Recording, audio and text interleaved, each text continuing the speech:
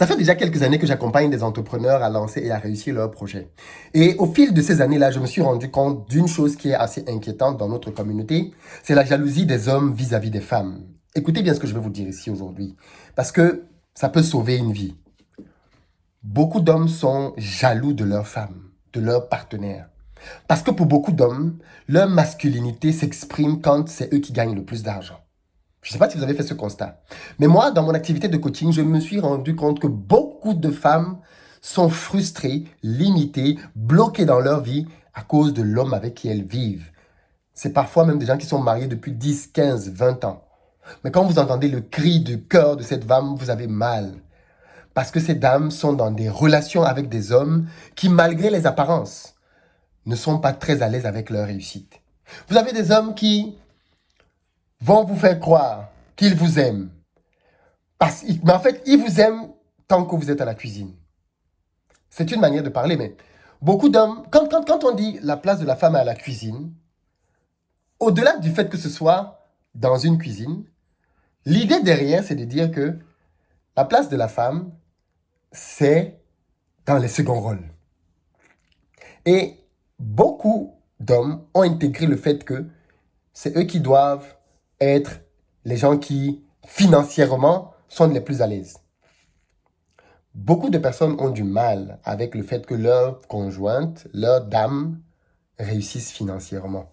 C'est-à-dire que pour beaucoup d'hommes, ils ont l'impression que leur masculinité va en souffrir. Que parce que leur femme va commencer à gagner beaucoup plus d'argent, maintenant, donc, ils ne pourront plus les dominer. Vous savez, beaucoup d'hommes ont une domination sur les femmes à cause de l'argent. C'est-à-dire que comme ils gagnent beaucoup plus d'argent, certains hommes même font souvent ça, parce qu'ils gagnent beaucoup plus d'argent, ils s'assurent que leurs épouses ne gagnent pas du tout d'argent. Et à partir du moment où leur épouse ne gagne plus du tout d'argent, elles deviennent dépendantes de leur bon vouloir. Donc du coup, c'est lui qui doit décider de tout. C'est lui qui doit décider de on fait ci, on fait ça, parce que c'est lui qui apporte de l'argent. Vous voyez ce que je veux dire? C'est-à-dire que en mettant l'autre dans cette position-là, lui, il a une position de domination. Et certains hommes ont beaucoup de mal, beaucoup de mal avec le fait qu'une femme gagne beaucoup d'argent. Parce qu'au fond, ils ont peur que quand elle va commencer à gagner beaucoup d'argent, ils ne pourront plus la maîtriser, ils ne pourront plus garantir leur soumission, garantir leur amour. Ils ont peur que si elles commencent à gagner beaucoup d'argent, en gros, elles vont les fuir en fait.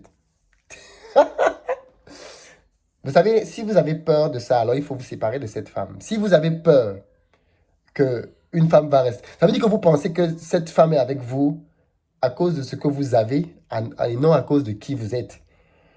Et ça, c'est très dangereux parce que si une femme est avec vous à cause de ce que vous avez, demain, vous pouvez le perdre. Mais soit vous pouvez le perdre, soit elle peut avoir plus par différents moyens. Ça peut être un héritage que sa famille lui laisse. Ça peut être le loto, ça peut être même un job.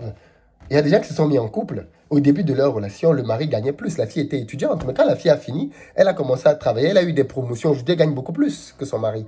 Et on voit beaucoup d'hommes qui sont très mal à l'aise avec l'idée que leur femme veuille lancer des projets ou veuille lancer des business. Je connais des hommes qui sont très mal à l'aise, qui mettent des bâtons dans les roues de leur femme pour les empêcher de pouvoir éclore. Attention, il ne va pas venir te dire que je ne veux pas que tu réussisses. Non, mais il va t'empêcher de faire ce qu'il faut pour réussir.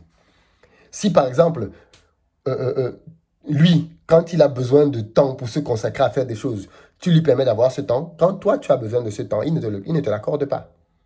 Si lui, il a besoin, parce que généralement les femmes, c'est peut-être le côté maternel des femmes, mais les femmes n'ont pas beaucoup de problèmes d'ego envers leur mari, leur conjoint. Généralement, les femmes n'ont pas de problème d'ego. Donc, elle n'a pas de problème avec le fait que son mari gagne plus. Au contraire, généralement, ça fait même plaisir aux femmes. Non, les femmes, ça ne va pas généralement les déranger d'avoir un mari qui gagne beaucoup plus qu'elles. Non, non, non, pas du tout. Elles vont même être heureuses de ça. Au contraire, elles vont se faire plaisir, ainsi de suite. Mais l'inverse n'est pas toujours vrai. Avoir un mari qui se réjouit réellement des succès financiers de sa femme, c'est rare. C'est rare. Très rare. Certains préfèrent travailler en couple parce qu'ils ne veulent pas que sa femme le dépasse. C'est-à-dire que bon, ils veulent se dire que bon, on travaille à deux, moi je fais ci, toi tu fais ça.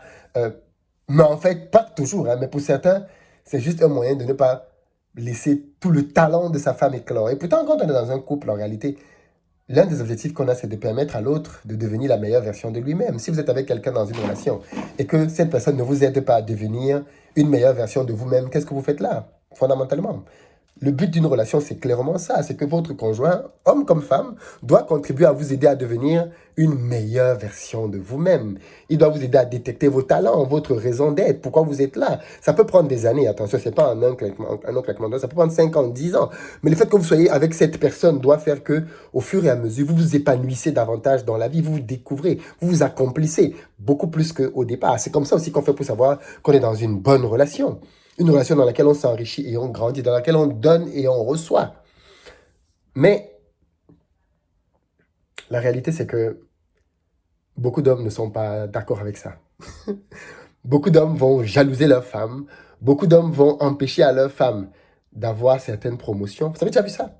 Des femmes qui sont à des postes où elles ont des promotions, mais elles refusent parce que leur mari n'est pas d'accord. Leur mari ne veut pas qu'elles acceptent ce poste-là. Leur mari ne veut pas parce qu'il va dire oui, mais si tu acceptes ce poste-là, tu ne pourras plus faire ci, tu ne pourras plus faire ça. En réalité, c'est un prétexte parce que si ils veulent vraiment, ils vont trouver une solution. Quitte à prendre quelqu'un qui va les assister à la maison, mais s'ils veulent vraiment, ils vont trouver une solution.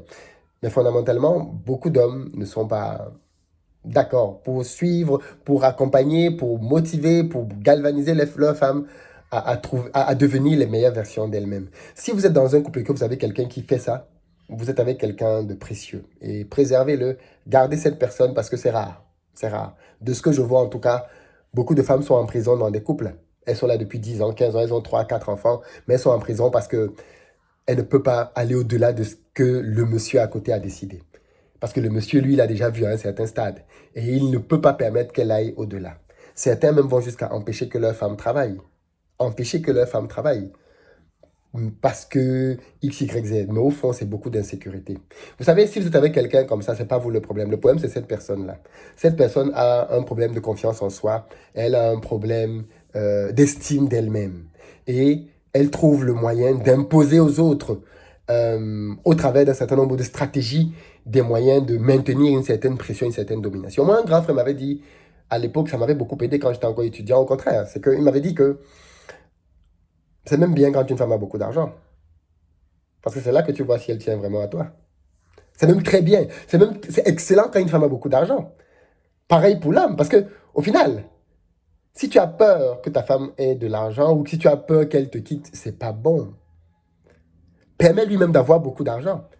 Et tu vas voir si elle va te quitter ou pas. Parce que si elle va te quitter parce qu'elle a beaucoup d'argent, autant mieux qu'elle le fasse le plus tôt possible et tu continues ta vie. Plutôt que tu ne restes avec quelqu'un, que tu emprisonnes la personne parce que tu veux lui obliger de... Non, non, non, non. Beaucoup de gens sont dans l'insécurité, dans des problèmes avec eux-mêmes, tu vois. En fait, leur problème, c'est avec eux-mêmes. Mais ils essayent de repousser ça sur les autres, de rejeter ça sur les autres. Et, et c'est pas bon. Et c'est clairement pas bon. Voilà ce que je voulais vous dire. Dites-moi ce que vous en pensez. Est-ce que vous avez déjà vécu ça? Est-ce que vous vivez ça en ce moment? Partagez ça dans les commentaires. Et partagez la vidéo massivement parce que je pense qu'elle peut aider quelqu'un à prendre la bonne décision en ce début d'année.